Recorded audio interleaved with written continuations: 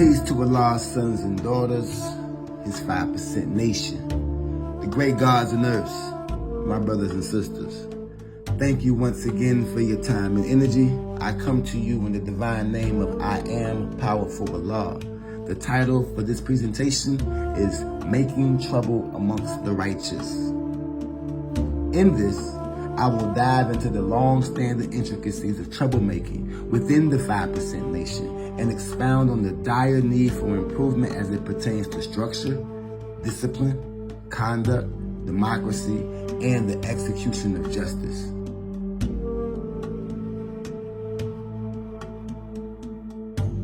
Using the culture degree in the 1 through 14 as my primary point of reference to build this framework, I will show and prove the potential disastrous elements forming within our infrastructure and propose a comprehensive approach to addressing the above mentioned. Let's begin. The culture degree in the 1 through 14 leads with the question, why did we run Yacub and his maid devil from the root of civilization across the hot Arabian desert into the caves of West Asia, as they now call Europe? If you studied well enough, then you know that Yacub didn't live to see his idea be brought to life.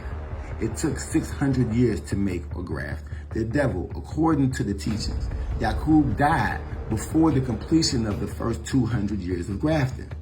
Therefore, it's not possible to run Yacub and his maid devil from the root of civilization at the same time. This means that there are two separate instances of exile being discussed here. Let's go deeper. The first run, Yacub, the bringer of change, the supplanter, the originator of the problem. You must discover and eliminate the root of the problem. Now, it's important to note that Yacub himself was never technically exiled. According to the teachings, a deal was made that Mecca would financially support Yacub for 20 years to conduct his experiments elsewhere. This was done because of how much attention and traction that he was gaining in Mecca and all the disturbances that he was causing. We'll also discuss that key point later on in the presentation. The second one is the devil, which is any man made weak and wicked, or any live grafted germ from original is devil. You must also eliminate others who sided with the originator and spoke his or her language, which is, of course, lies. Since Allah returned to the essence in 1969, it's safe to say that a multitude of factions within the 5% nation have taken root and sprouted. There's Allah's 5% nation, the 5%ers, the Nation of Gods and Earth, or commonly known as NGE, and there's even a sect called Muslim Gods, all claiming to wave the same flag. Well, my lessons say this and my lessons say that. Sheesh. Who is the cause of all this trouble being made amongst the righteous? How much more lying, stealing, manipulating, and deceit will be allowed to take place in the name of Allah? Who is acting as the medium for this falsehood to spread and influence minds? Let's observe the answer in a degree to attempt to address the above. Because he started making trouble amongst the righteous people. First, let's define what a righteous person is. Righteous people are morally upright and virtuous individuals who act with justice, kindness, and integrity. This concept is especially prominent in culture, religious, and/or spiritual contexts, where a righteous person not only follows ethical principles, but also adheres to divine laws and commands. The term implies a person who does what is morally right, both in their dealings with others and their relationship with God or a higher spiritual power. In short, these people do not want any trouble.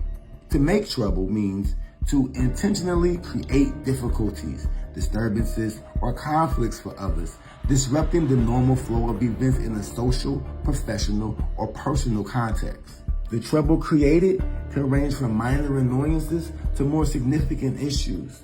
Now, we have seen a number of instances where people come to intentionally attempt to derail the motion that we make.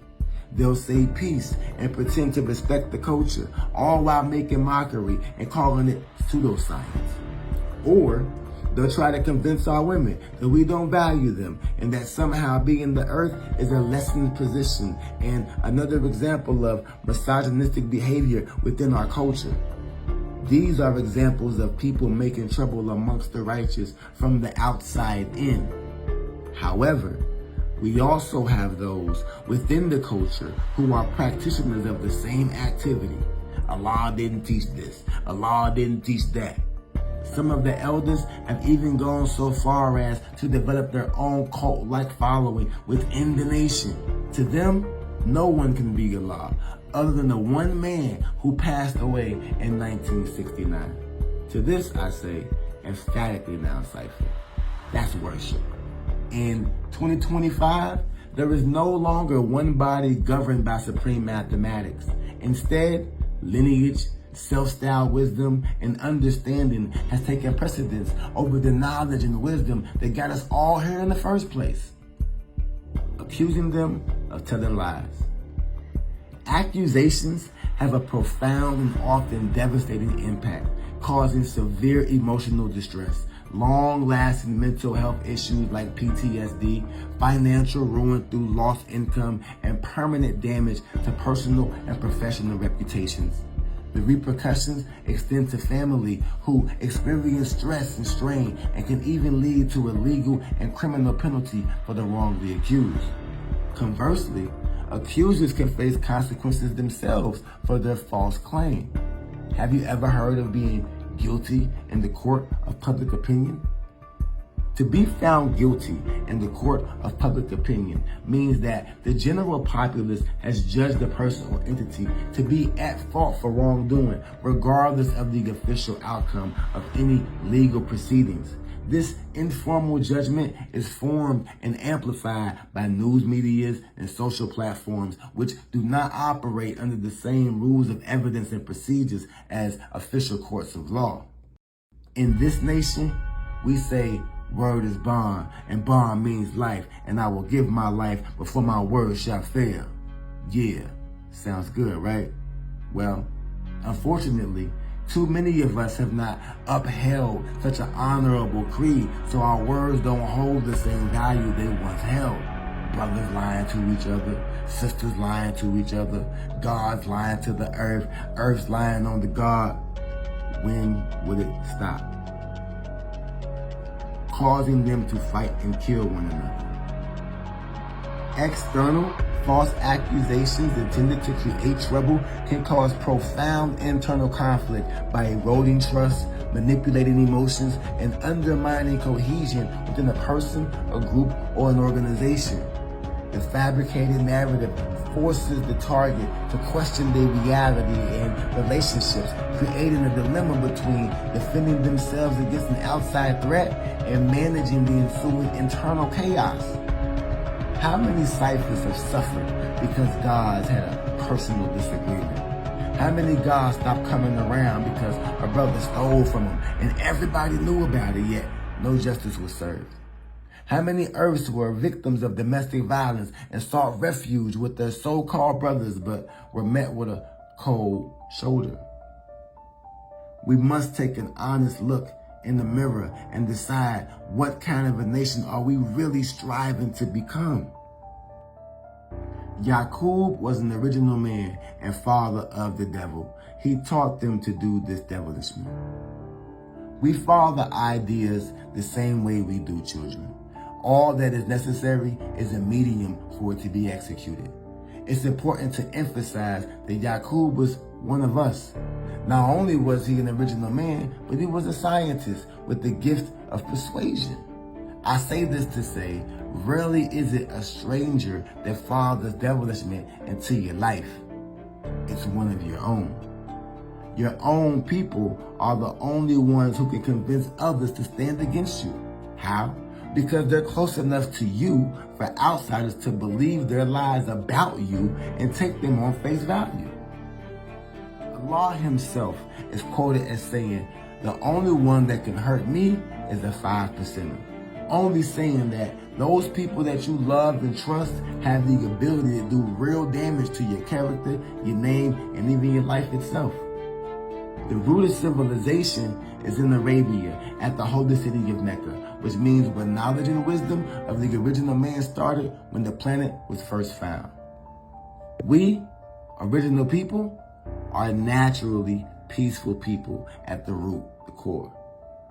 When a naturally peaceful person is pushed to question their reality due to trouble and accusations made, the experience can be deeply destabilizing and traumatic. This often involves tactics like gaslighting, where a manipulator makes the victim doubt their own senses, perceptions, and memories. For a person who values peace, such a situation forces a collision between their core values about trust and safety and the conflicting information they're receiving, leading to severe psychological distress. We ran the devil across the hot Arabian desert and took everything from him except the language. What is exile?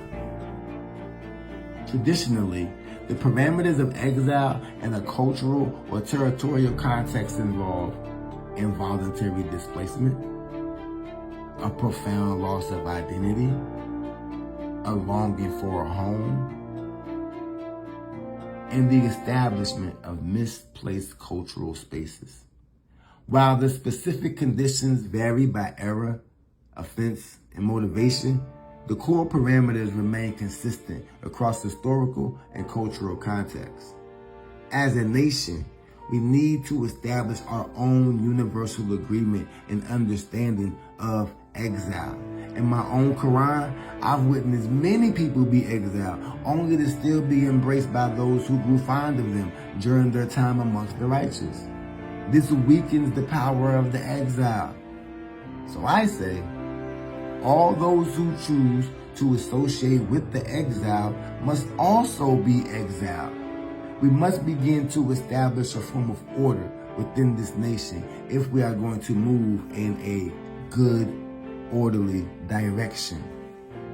We can no longer turn a blind eye to the unrighteous acts that are committed in the name of Allah. We have lied to one another. We have stolen from one another. We have falsely accused each other. We have fought each other unjustifiably.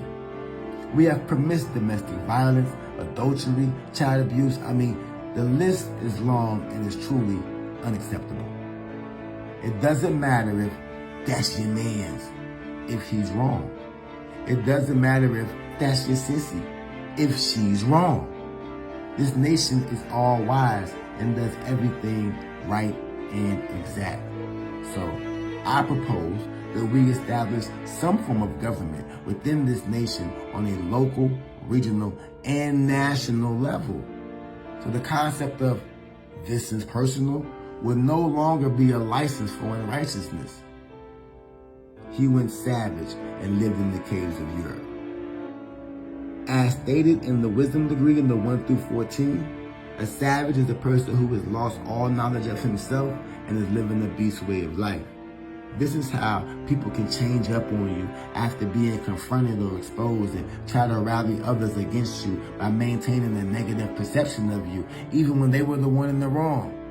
Now that is a savage in the pursuit of happiness. A righteous person, someone with true knowledge of self, would never do this. This was 6,919 years ago. Let's break that math down. 6 plus 0 plus 1 plus 9 will give you 16, as in the 16th degree. The 16th degree in the 1 through 40 asks, who are the 5% on this poor part of the planet Earth? And the 16th degree in the 1 through 36 states, I beg your pardon, I've never heard of one. You cannot be a savage and a 5%er at the same time. This means that your equality in this cipher must go from knowledge to born. The balance and the fairness that we uphold does not stop at 6 for you, Earth, nor does it stop at 7 for you, God. You must go from 1 to 9, or your selfishness can and will destroy you.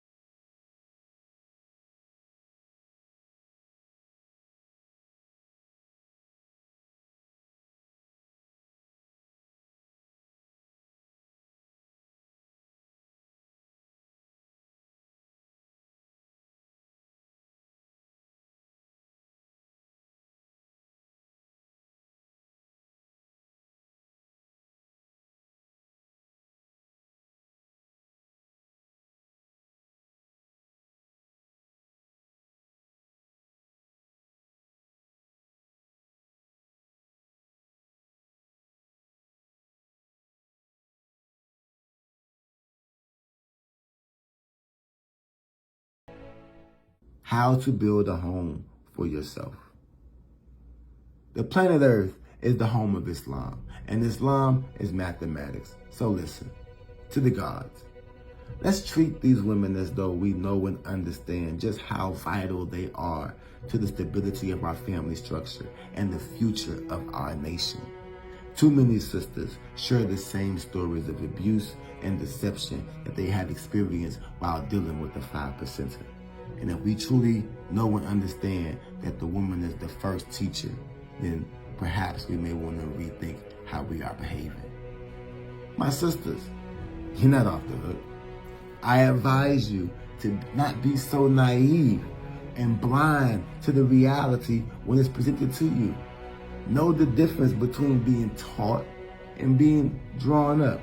For many, this happens in a fine mist that the naked eye can hardly detect until it's too late.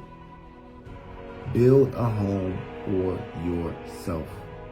A home is a safe space, a place where you can be yourself unapologetically, meaning everyone living righteously should feel safe and at home in this nation. Take accountability for your actions. Remember when I said earlier that we'll discuss the key point of Yacub never being in exile later on? Well, now is that time. Do you see why? Does it make sense? Oftentimes, those who father the devilishment that we endure are not exiled, i.e. held accountable for the trouble that they've caused. The people who share their erroneous, misleading, and egocentric and often misogynistic views continue daily to make it harder for each of us to reach our goal as a nation. We must cut the head of the deceivers and the enablers, because if allowed to live, they will surely try to destroy someone else. Thank you for your time.